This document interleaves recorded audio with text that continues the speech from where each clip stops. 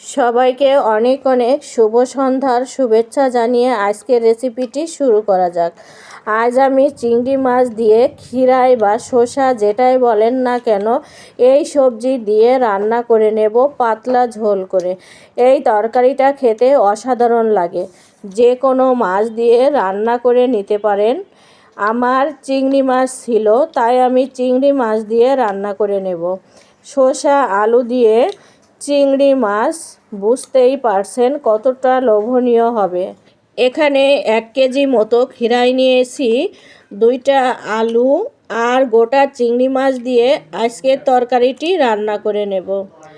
আশা করি আজকের রেসিপিটি আপনাদের কাছে অনেক অনেক ভালো লাগবে।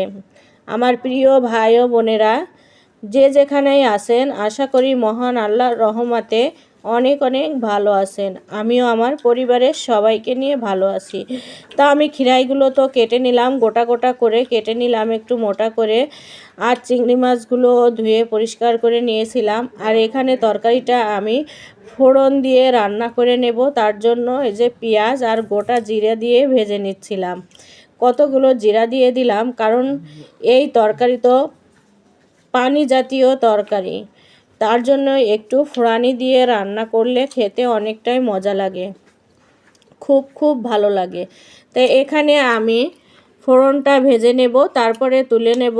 আর এই যে গোটা গোটা চিংড়ি, এটা ছোট চিংড়ি না, এই গোটা চিংড়ি দিয়ে শসা খিরার তরকারিটা রান্না করে নেব।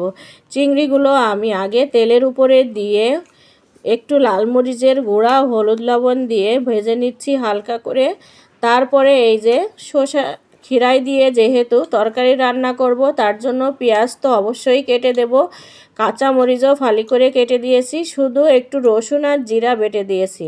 এখানে পরিমাণ মতো হলুদ লবণ, একটু ধনিয়া গুঁড়ো, সামান্য একটু লাল মরিচের গুঁড়াও দিয়ে দিলাম। এরপরে মশলাটা ভালো করে কষিয়ে নেব। আর শসা অথবা খিরাই যেটাই বলেন না কেন আলু দিয়ে কেটে রাখছিলাম সেগুলো আমি একটু হালকা ভাপিয়ে নিয়েছি, কারণ খিরাইতে একটু কষকষ ভাব থাকে। যদি আপনি একটু হালকা ভাপ উঠিয়ে নেন তাহলে এই কষের ঘ্রাণটা আর থাকে না।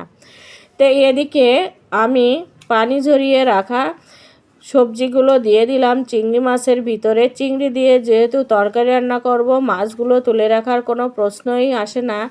তারপরে এই যে একটু ভালো করে মশলার সঙ্গে নাড়াচাড়া করে কষিয়ে নিলাম। এখন দিয়ে দেব গরম পানি। অবশ্যই শসা বা খিরাই দিয়েই তরকারি রান্না করলে গরম পানি দিবেন। এই সব জাতীয় সবজিতে গরম পানি দিলে তাড়াতাড়ি করে সিদ্ধ হয়ে যায়, একদম সফট হয়। তারপরে তো এই যে পানিও টেনে আসলো, একদম সিদ্ধ হয়ে গেছে দেখতেই পারছেন। তারপরে আমি ঝোলের পানি দিয়ে দিলাম। ঝোলের পানি দিয়ে একটু ঢাকা দিয়ে দেব। তারপরে যে আমি ফোড়ানিটা পুড়িয়ে রাখছিলাম ফোড়নটা, সেটা বেটে নিয়েছি, এখন সেটা দিয়ে দেব। ফোড়ানিটার কালারটা দেখেন কি দারুণ। এদিকে ফ্রিজ থেকে পড়তেই চাচ্ছিল না, আমি ঝোলের ভিতরে ডুবিয়ে দিয়েই ফোড়নটা দিয়ে দিলাম। আমার ছেলে তো বকাবকি করতেছিল, আম্মু তুমি এখান থেকে কেটে দিবা, কিন্তু আমি কাটি নাই, কারণ আমার ফ্রিজটা তো পরিষ্কার ছিল। আর প্রিয় ভাই ও বোনেরা, আমার তরকারিটা এতটাই লোভনীয় হয়েছিল, মাশাল্লাহ অনেক মজা হয়েছিল।